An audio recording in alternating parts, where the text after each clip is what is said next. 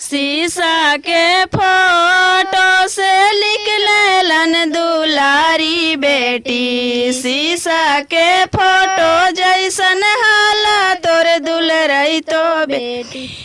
अब बेटिया हो जाई तो वीरान पापा जी। अब बेटिया हो जाई तो वीरान पापा जी।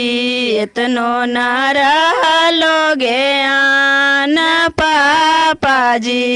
इतनो ना रहलोगे आन पापा। विधि के विधान रहे कन्यादान करे के। विधि के विधान रहे कन्यादान करे के। जोड़िया लगल थुन भगवान बेटी के। जोड़िया लगल थुन भगवान बेटी गे।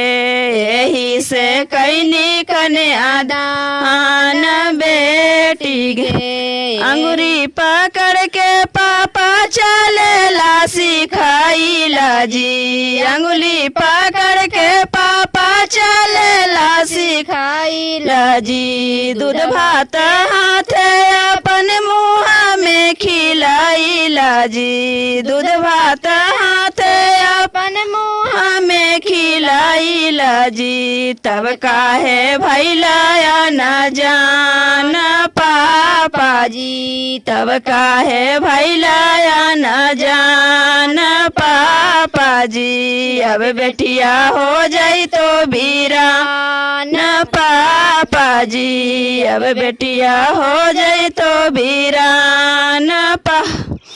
ऐसे ना बोल बेटी फाटा है काले जागे।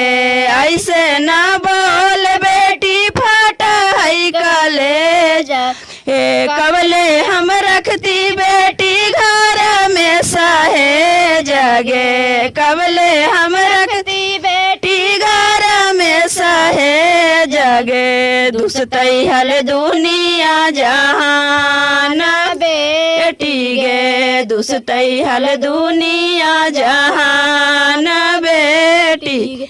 यही से कैनी कन्यादान बेटी गे। यही से कैनी कन्यादान।